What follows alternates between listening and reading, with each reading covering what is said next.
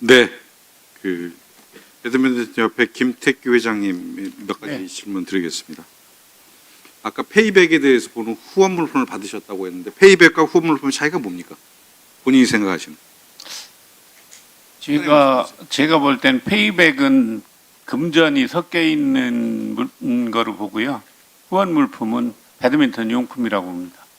배드민턴 용품 그리고 후원 물품을 받으셨으면 이게 23년도에 1억 5천, 24년도에 1억 4천만 원 상당인데 협회에 등재하셨습니까? 장부에? 후원 물품을 등재한 적은 한 번도 없습니다. 이거 횡령 아닙니까? 그래서 이 물품 회장님께서 임의로 쓰셨잖아요.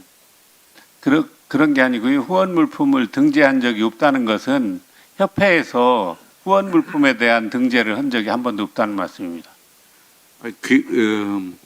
자, 회장님, 그 1억 5천을 받아서 쓰셨는데 아까 기여도 내지는 네. 이런 것을 기준으로 내려주셨다고 했는데 예. 문체부에서 감사했던 중간 감사 결과를 보면 1억 5천 중에 약 3분의 1인 5,300만 원이 회장님께서 서산 배드민턴 협회장 출신이시죠? 네. 충남 협회장을 하셨고요. 네. 중앙회장 하셨는데 충남에 3분의 1인 5,300만 원이 집중되어 있습니다. 맞죠? 네. 그리고 서산과 태안이 한 동네입니다. 국회의원 선거구도 하나죠. 그런데 회장님께서 서산 회장을 하셨는데 태안이 서산보다 더 작죠. 인구도 아주 작은 지역입니다. 네. 분단위 지역인데 이 한 회장님에게 최병주 회장님이시던데 맞습니까? 네. 이분에게 약 전체 전국에 뿌려질 용품의 27%인 약 4천만 원이 갑니다. 왜 그렇게 보내주셨나요? 그거는 그 나중에 확인을 한 건데 제가 보낸 건 아니고요. 그게 그 본인이 그 물품을 공모사업 위원장이었었는데 그 물품을 본인 위주로 사용해서 그 부분은 지금 회수 중에 있습니다. 본인이 공모사업위원장이어서 4천만 원이란 1억 5천 중에 전국에 나갈 것 중에 4천만 원을 본인이 쓰셨다. 자기 동네로 가져가셨다. 예. 그래서 지금 회수 중에 계시다. 예. 징계 절차 밟고 있습니까? 지금 일단 내용 증명을 보내고요. 그 형법이 됐던 민법이 됐던 회수를 하면서 하고 일단 공무사업 위원장 부분은 그 예. 파면 조치. 알겠습니다. 이게 방만하게 운영되고 있다는 반증이라고 저는 생각합니다. 대단히 걱정스럽습니다. 배드민턴 감독님, 그 김학균 감독님, 지난번에 저희하고 간담회 때 이런 얘기 하셨어요. 본인이 22년 10월에 감독으로 부임했을 때 안세영 선수가 감독님 방문을 두드리고 감독님 빨래 주세요. 그래서 본인이 돌려보내셨다. 내 빨래 내가 해라고 말씀하셨습니다. 맞습니까? 예, 맞습니다. 그리고 나서 약 10몇 개월이 지난 올 2월에 안세영 선수가 배드민턴 협회에 낸 진정서에 보면 빨래를 그때까지도 막내 선수들이 하고 다녔습니다. 그리고 줄 교체도 했고 청소도 했고 빨래도 했고. 감독님 그 선수촌이 굉장히 폐쇄적인 곳인데 감독님이 선수들의 생활 관리도 본인의 책임하에서 하시는 거죠? 일부분은 저희 지도자들이 관리를 하고 있습니다. 네, 감독님 지도자를 관리하고 계신 분 아니신가요? 예, 맞습니다. 그렇다고 하면 저는 이게 이해가 되지 않습니다. 감독님 어른이시잖아요. 20대 초반에 안세영 선수가 저희 딸보다도 어린 친구인데 속옷 빨래를 가지러 온다고 생각하는 건 저는 상상이 안 가는 일입니다. 그런 일을 보셨으면 나만 안 하는 게 아니라 전체 선수들이 이런 일이 있어서는 안 되는 곳이기 때문에 막으셨어야죠. 관리하셨어야죠. 그런데 그것이 올해 2월까지도 진행이 됐다는 얘기입니다. 감독님, 이것에 대해서 지도자들 책임이 없다고 할 수 있습니까? 저도 처음에 부임하자마자 그런 조치를 모르는 게 아니었고요. 그리고 저도 저 나름대로 지도자들에게 하여금 선수들에게 그렇게 그렇게 지시할 수 있도록 저기를 했습니다. 유도를 했고요. 근데 단지 저희가 이제 많은 이제 시합들 가고 중간에 이제 선수촌에서 훈련도 하는 과정도 있고 하지만은 그 부분이 조금 더 많이 챙겼어야 되는 부분이 좀 미흡하지 않았나는 거는 생각합니다. 예, 저 정말 안세영 선수 부모님 입장에서 이런 얘기를 들으면 얼마나 한심하고 그리고 얼마나 분통이 터지겠습니까? 지금 선수촌에 있는 많은 선수들이 이러한 조건 하에서 지금 대한민국 국가대표로 살아가고 있는 겁니다. 저는 이 문제에 대해서 선수촌장님 그리고 체육부 장관님, 차관님 다 책임 있다고 생각합니다. 관리 책임이 단지 감독 한 명에게 있습니까? 대한민국 체육계의 최고 어르신들이고 행정을 책임지시는 분들이 수십 년간 진행된 관행이 여러 선수들에 의해서 지적됐는데 지금까지 뭐하고 계셨던 겁니까? 저는 국민 한 사람으로서 도저히 용납할 수가 없습니다. 장관님께 몇 가지 더 묻겠습니다. 네. 장관님 요새 최근에 대한체육회, 축구협회 그리고 배드민턴협회 이렇게 국민적 지탄을 받는 기관들이 생기니까 여러 언론에 출연하시면서 체육계 개혁을 내가 내 손을 하해나겠다라고 얘기하셨고 감사 얘기도 하시고 감사의 중간 결과 발표도 배드민턴협회 등을 통해서 하셨습니다. 저는 일부 인정은 됩니다만 장관님은 행정가이지 정치인이 아닙니다. 정치적 행위로 빚어지는 행위, 오해부터 받을 수 있는 행위를 결코 하셔서는 안 된다는 생각이 듭니다. 왜냐하면 그런 행위들이 개혁을 한다는 명분하에서 실제로 조직을 망가뜨릴 수 있기 때문에 그렇습니다.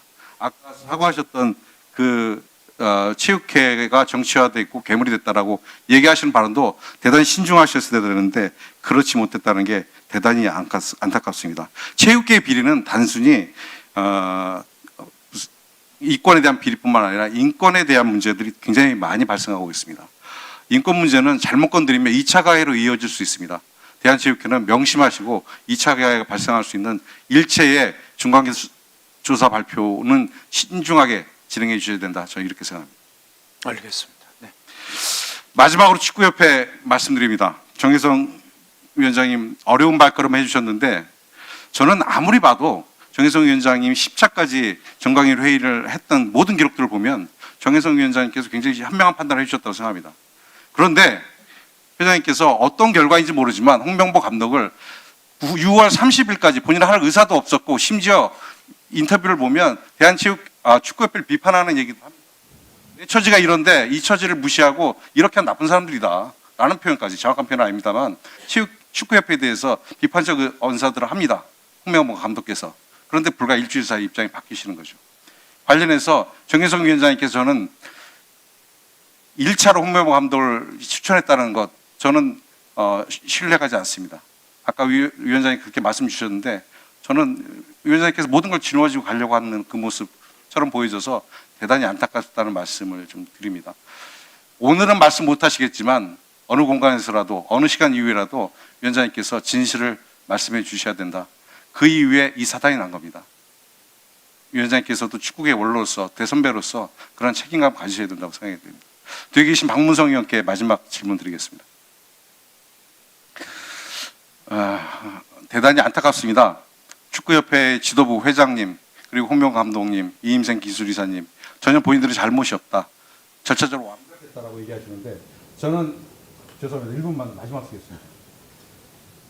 축구협회에서 행정을 관리하고 있는 축구협회가 이런 태도를 보이고 있다고 하면 그 반대의 목소리가 분명히 존재한다고 생각합니다. 대한민국 축구를 사랑하는 많은 선수들, 국민들, 팬 이런 분들이 대한민국 축구를 지탱하고 있는 큰 힘인데 그런 분들의 입장에서 이번 축구협회의 불공정한 감독 선임 문제에 대해서 어떠한 의견들이 있는지 그리고 어떠한 개선책이 필요하다고 생각하시는지 의견을 마지막으로 주십시오. 그동안도 그랬고 오늘도 이렇게 뒤에서 들으면서는 제 머릿속에 계속 맴도는 건 왜 눈치를 보지 않지라는 표현이었습니다. 그러니까 지금 저 옆에 있는 박조 의원이 그렇게 동의한 적이 없습니다라고 바로 옆에서 얘기하는데도 다른 이야기를 하고 계시죠.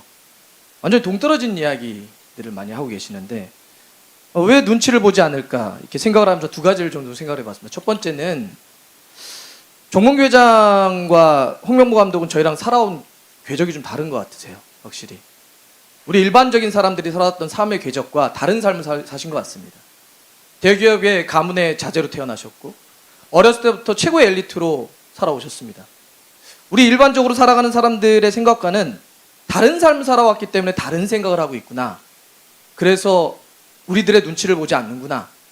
이런 생각을 좀 했고요. 두 번째는 왜 눈치를 보지 않지 이렇게 생각을 할 때